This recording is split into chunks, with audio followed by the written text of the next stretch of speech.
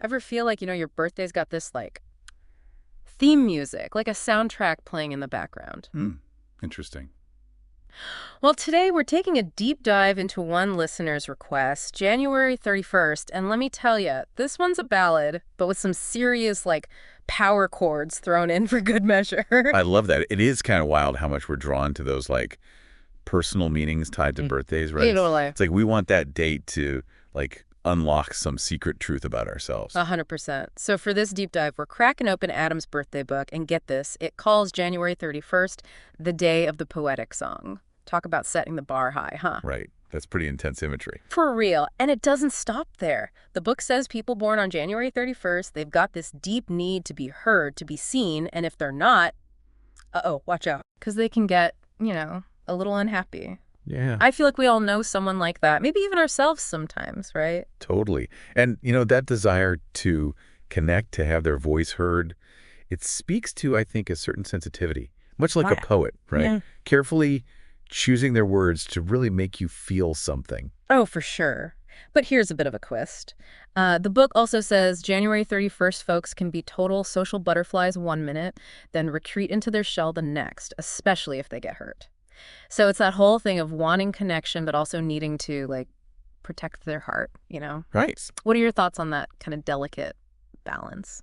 Well, it makes me think about that whole introversion versus extroversion Yeah. idea. We often see them as these like opposite ends of the spectrum, but maybe for folks born on January 31st, it's less about being one or the other and more about, figuring out how to navigate both of those energies within themselves. That's such an interesting take. It makes you think about the masks we all wear, right? Depending on the situation. Definitely. But for January 31st, it sounds like being genuine is, like, super key. Exactly.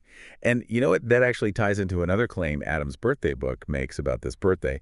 It says, these folks can struggle to be taken seriously. Oh, really? Yeah, like they might be perceived as charming, fun to be around, but not always recognized for their depth, which, let's be real, could be pretty frustrating. I can absolutely see that. Like, you see the catchy tune, but you miss the, like, deeper lyrics underneath. So how does a January 31st break free from that perception then? Well, the book talks about this idea of like experimenting with different personas, trying on different hats, so to speak. I like that. So maybe they try being a bit more assertive, maybe a little more critical, or even dive headfirst into those like deep philosophical discussions. Right. But at the end of the day, it always comes back to embracing who they truly are, recognizing that their sensitivity, that poetic nature, is a strength, not a weakness. That's powerful. And you mentioned poetic nature, and I can't help but think about Uranus, right? The planet of innovation being unconventional, which is also associated with this birthday. So it's like this fascinating tension between the deep emotion of a poet and then that, like, disruptive energy of Uranus. What do you make of that connection? That's a really great observation. It's almost like those born on January 31st are kind of hardwired with this internal conflict.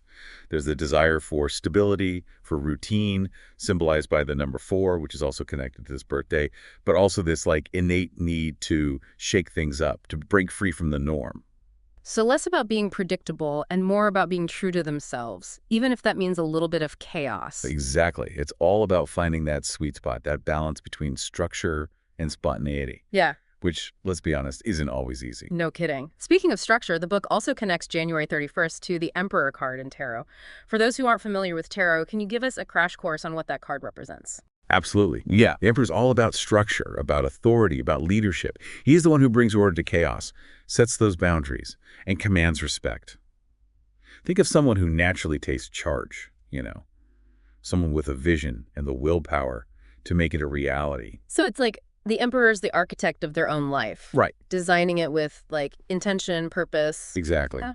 But like any good architect, the Emperor knows there's got to be that balance, right? Yeah. Structure, sure, but also flexibility. And that's where things can get, well, a little tricky. Oh, how so? Well, that's where we get into the kind of the shadow side of this card, you know what I mean? The Emperor, he can get a little too, rigid sometimes, too controlling, too focused on their own vision, It's that classic story, right?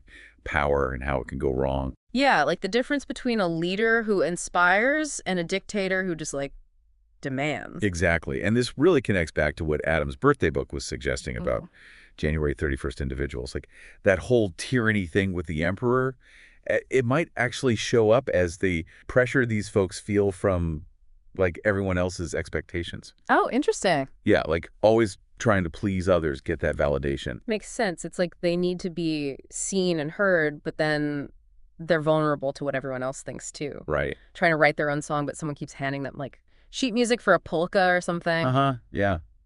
And needing that outside approval all the time, that can be draining, you know. For sure. And actually, this leads perfectly into another thing. The book gets into the connection between emotional well-being and physical health, specifically for those born on January 31st. Oh, okay. Tell me more about that. Well, we know there's a strong link between the mind and body, right? Yeah. Stress, anxiety, heartbreak, all that. It doesn't just stay in your head. It gets into your body, too. 100%. I know when I'm stressed out, my sleep is awful, my eating habits go out the window. It affects everything. Exactly. And Adam's birthday book suggests folks born on January 31st might be extra sensitive to that mind-body connection. Even saying that, you know, the ups and downs of relationships, which we all go through, Right. they might feel it more intensely. So it's like they just feel everything more deeply, both emotionally and physically. That's a good way to put it. The book emphasizes how crucial self-care is for these folks. Like, taking care of their emotions is just as vital as, you know, going to the doctor or whatever. That's such an important reminder for all of us, though, right? Not just January 31st babies. Like, our world is so go, go, go. It's easy to forget to just, I don't know, hit pause and check in with ourselves. I couldn't agree more. Which brings us to another interesting thing from the book. It actually talks about how eating habits could play a role in this whole emotional, physical balance for those born on January 31st. Oh, interesting. Like using food to cope with stress or those emotional ups and downs we were just talking about. Exactly. Yeah, like food becomes this, I don't know, this way to kind of numb things out or maybe try to fill some kind of void. Exactly.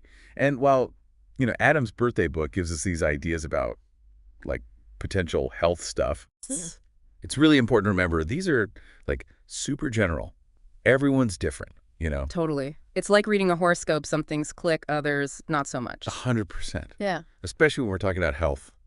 Something as personal as diet, Yeah, talking to a doctor or nutritionist, that's always the best move. absolutely. So, big picture, what are some things our listener can take away from like this whole deep dive into January 31st? Well, whether you're a January 31st baby yourself or just, you know, curious about birthdays, Right. this whole exploration gives us a lot to think about. Like that need to be seen, to be heard, Mm-hmm. finding that balance, being open, but Yeah. also strong, dealing with what society expects from us. We all deal with that stuff. It's true. It's like, yeah, we each have our own, I don't know, quirks, our own like complexities. Some may be tied to our birthday, some not, but we're all looking for those same things, right? Connection, meaning a place to belong. Beautifully said. And, you know, maybe the most powerful thing to take away from all this is no matter what Adam's birthday book or, frankly, any book says, Yeah. we get to write our own stories. It's not all pre-decided by, like, our birth date or some kind of cosmic plan. Love that.